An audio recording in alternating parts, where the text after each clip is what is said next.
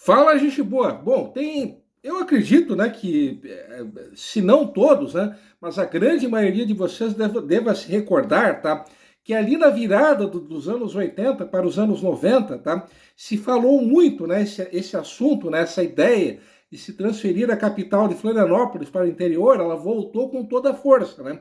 Inclusive a Constituição, a atual Constituição de Santa Catarina, né, que foi promulgada em 1989, tá? Que é a Constituição, né? Um exemplar da Constituição do Estado, né? A Constituição ela determinava, tá? Que em 7 de setembro de 1993 aconteceria um plebiscito, tá? E nesse plebiscito se decidiria ou não se a capital ela seria transferida ou não, né? Para curitibanos, né? Há o argumento, tá? Para que se fosse, por que curitibanos, né? Vocês devem estar perguntando. O argumento é de que Curitibanos é uma cidade localizada próxima ao centro geográfico de Santa Catarina, né? Então, por isso se defendia a ideia de que a nova capital deveria ser Curitibanos, né? Bom, seria desnecessário dizer que o tal plebiscito, né, que a Constituição aqui ela determinava, né, ele jamais ele saiu do papel, né? O curioso é que esse artigo, né, que previa, né, a realização desse plebiscito, ele ainda consta na Constituição de Santa Catarina, tá? Mas por que esse plebiscito ele não aconteceu? Vocês estão perguntando, né? Até o monge budista que mora lá nos Cafundós da Mongólia, ele está fazendo essa pergunta, né? Bom, é que na época, isso em 1991, né? 2 anos antes daquilo que seria o plebiscito, né? O Sérgio Grando, né? Que era um deputado estadual filiado ao Partido Comunista Brasileiro. Sim, isso mesmo que vocês acabaram de ouvir. O cara era comunista, né? Comunista literalmente, tá? O Sérgio Grando, né, que era professor no Instituto Federal de Santa Catarina, e como eu disse ainda há pouco, era deputado estadual, né? Ele acabou manobrando, né, acabou articulando nos bastidores, tá, para que houvesse uma votação, e essa votação ela decidiria se ocorreria ou não esse plebiscito em 93, tá? Bom, essa votação, tá, que houve em maio de 1991, ela terminou empatada. Como determina a lei, né? Em casos de empate, o voto de Minerva, ou seja, o voto de desempate, ele é do presidente da Assembleia Legislativa. Tá? Naquela ocasião, maio de 91, o presidente da Assembleia Legislativa, tá, do Estado era o Otávio Gilson dos Santos, que era afiliado ao hoje extinto PDS. Tá? O nosso amigo Otávio, ele acabou decidindo pela não realização do plebiscito em 93. Tá? Então foi assim que, por causa dessa votação que houve em maio de 91, que não houve, que acabou não acontecendo esse plebiscito. Detalhe, o Sérgio Grando, tá, que foi esse deputado, né, comunista que acabou articulando, né, essa votação, que acabou barrando esse plebiscito, né, impedindo a realização desse plebiscito, tá, ele seria prefeito de Florianópolis de 93 até 96, tá? Sérgio Grando, que faleceu em 31 de dezembro de 2016, aos 66 anos, vítima de câncer no estômago, que era gaúcho, ele era de Veranópolis, que é uma cidade de forte colonização italiana, que é uma cidade vizinha de Pendo Gonçalves, entre aspas, região, entre aspas, italiana, né, do Rio Grande do Sul, né? Então fica aquela pergunta, o Sérgio Grando, ele acabou agindo em prol dos interesses do Estado, né, de Santa Catarina, ou em prol dos interesses dele, né? A pergunta eu deixo para vocês aí do outro lado, tá? Mas, enfim, tá? Por que eu estou falando tanto nesse assunto, né, dessa ideia de se transferir a capital para o interior, né? Bom, na verdade, essa ideia, tá? Em 2010, ela acabou saindo do papel, tá? Mas não como se previa, né? Mudando a capital lá para os cafundós do estado, né? Bom, por quê, tá? Agora virá a devida explicação, tá? Bom, uma lei estadual de 2010, tá? Ela determina que sempre na data de 11 de agosto, tá? A capital de Santa Catarina, né? Nessa data, sempre nessa data de 11 de agosto, a capital de Santa Catarina é a cidade de São Francisco, tá? Bom, por que 11 de agosto? Em 11 de agosto de 1738, tá? Por uma lei do então rei de Portugal, né? O rei José I, caso não esteja enganado, né?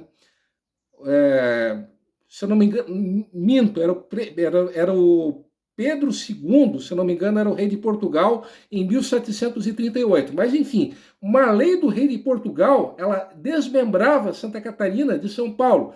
Então, Santa Catarina ela acabou surgindo como território autônomo por essa lei de 11 de agosto de 1738, tá? Bom, oficialmente, o primeiro governador, né, de Santa Catarina, ele foi o José da Silva Paz, né, que era um militar português, né, e ele acabou tomando posse do cargo no dia 1º de maio de 1739, tá?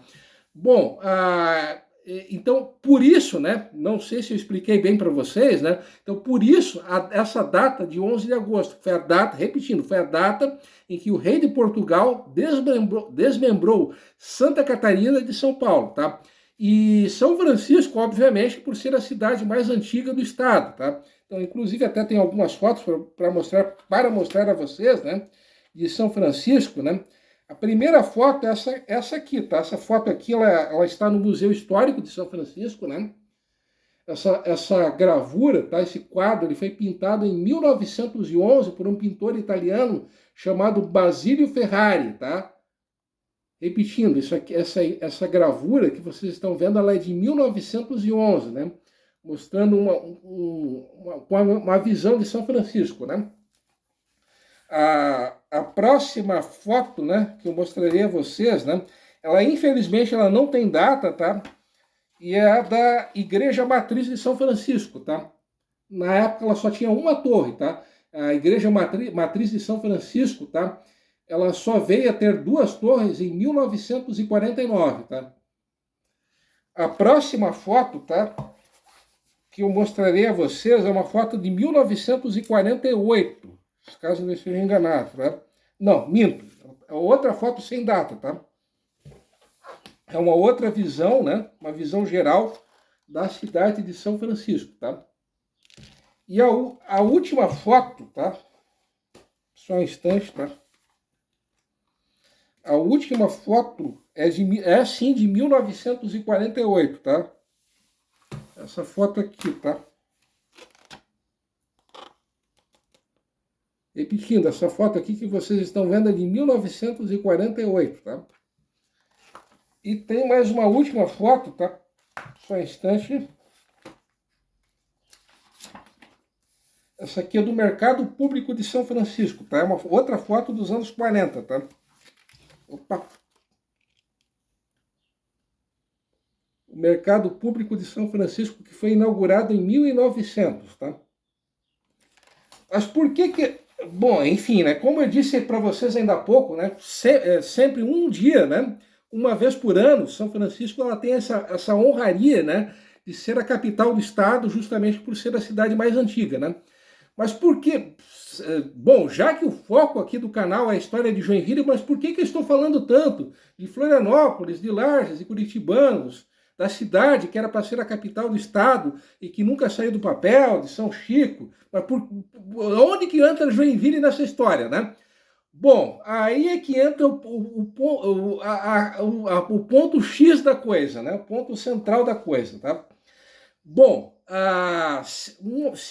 o Fernando Riem, né, que é um historiador aqui de Joinville, ele tem um blog chamado Blog Cortina do Passado, que é um blog muito bom e que eu recomendo a vocês, tá? Repetindo, o blog do Fernando Riem, né, que é historiador, como eu disse ainda há pouco, é um historiador daqui de Joinville, tá? O nome do blog dele é Blog Cortina do Passado, tá? Então, em um artigo publicado nesse blog, né, do Fernando, em 5 de outubro do ano passado, né, também conhecido como 2023, tá, esse artigo do Fernando, tá, ele afirma, tá, que em 3 de dezembro de 1640, tá, houve uma tentativa de se fundar um povoado onde hoje é o bairro Paranaguamirim, tá? Inclusive eu irei mostrar para vocês, né, uma foto aqui de uma igreja, né? Uma igreja bem conhecida do Panágua, né? Que é a Igreja Santa Luzia, né? E uma outra foto, uma outra imagem aqui para vocês, né, que é um mapa do bairro, né, o mapa do Panágua, né? Então esse aqui é o mapa do bairro Paranaguamirim, tá? Popular Panágua. Não sei se vocês estão vendo aqui com clareza, né? Bom, o Fernando, tá, nesse artigo que foi publicado no ano passado, ele afirma, né, dando continuidade ao que eu estava dizendo, né, ele afirma que em 3 de dezembro de 1640, uma expedição liderada por um paulista chamado Gabriel de Lara, que por sinal foi o fundador de Curitiba e também o fundador de Paranaguá, tá, esse cara, o Gabriel de Lara, ele liderou uma expedição, e essa expedição ela acabou se estabelecendo onde hoje é o Panágua, tá? Não se sabe quanto tempo essas pessoas elas viveram onde hoje é o Panágua, tá? Mas esse vilarejo que eles chegaram a criar, né, onde hoje é essa região do Panágua, ele acabou sendo abandonado, tá? Não se sabe exatamente em que data, tá? Porque havia uma quantidade bem constante de ataques de índios a esse povoado, tá? Então, em função desses ataques indígenas, tá, eles acabaram, esse povoado ele acabou sendo transferido para onde hoje é Araquari, tá? Inclusive chegou essas pessoas, né, que a princípio viviam no Panágua, eles acabaram construindo, né, chegou até a existir uma olaria onde hoje é Araquari. Como ali também não deu certo, e o terreno não era um terreno muito propício para a prática da agricultura, né? E eles não acharam ouro, né? Que era o principal objetivo dessa expedição do Gabriel, liderada, né, por esse cara, né, pelo Gabriel de Lara.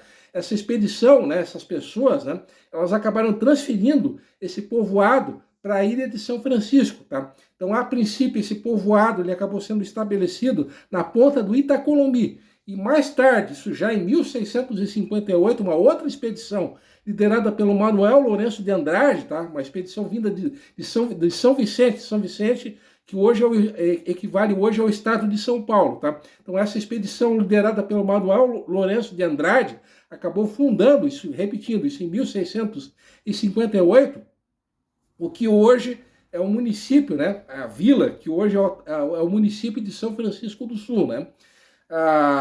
Então, repetindo, possivelmente, lá em 1640, né, foi fundada uma vila, um povoado, onde hoje é o bairro Paranaguamirim, tá? Então, o Panágua, por incrível que pareça, e não São Francisco, é o verdadeiro berço da civilização catarinense, né? Então, o berço de Santa Catarina, pasmem, não é São Chico, é o Panágua, tá? Panágua, né? Bairro Panágua, que em 2021 tinha 32.534 moradores, tá? A título de comparação, o Panágua, caso fosse um município, tá? Ele seria o 48º município mais populoso de Santa Catarina, tá? Itapuá, né, que é aqui do lado, né? A população de Itapuá é de 30.970 moradores, tá? Então, o Panágua ele é maior do que Itapuá, tá? Maior do que a maioria dos municípios do estado, né? Então, para vocês verem o tamanho desse bairro, né? O Panágua, né, que está a 12,65 quilômetros de distância do centro de Joinville e que tem uma área de 7,75 quilômetros, né? Quilômetros quadrados. Minto, a área do Panágua é de 12,65 quilômetros quadrados. E a distância do Panágua para o centro de Joinville é de 7,75 quilômetros, tá? Panágua, que é um bairro tão grande, mas tão grande, que tem 8 associações de moradores, né? E existem 6 loteamentos, né, no Panágua, né? Que são os loteamentos Jardim Gilene, Jardim Ana Júlia, e os loteamentos Estevão de Matos, essa região de Estevão de Matos, que até 2001 pertenceu a Araquari, tá? E os loteamentos Itaipu, Gabriela e Maria Francisca, tá? Eu recomendo a vocês, né, que vocês deem uma conferida em um canal aqui no YouTube, né, que é um canal da Gabriela Franco, tá? É um canal em que a Gabriela percorre várias cidades, vários pontos, né, várias regiões aqui de Joinville, né?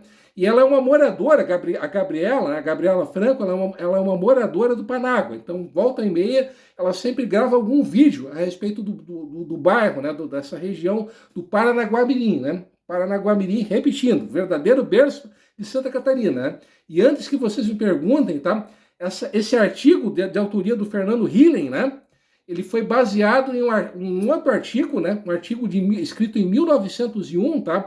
De autoria do Luiz Ferreira Gualberto, né? Luiz Antônio Ferreira Gualberto, que foi 4 vezes prefeito de São Francisco entre 1898 e 1918. Né? O Luiz Gualberto, ele era baiano, né? Se radicou em São Francisco em 1885, né?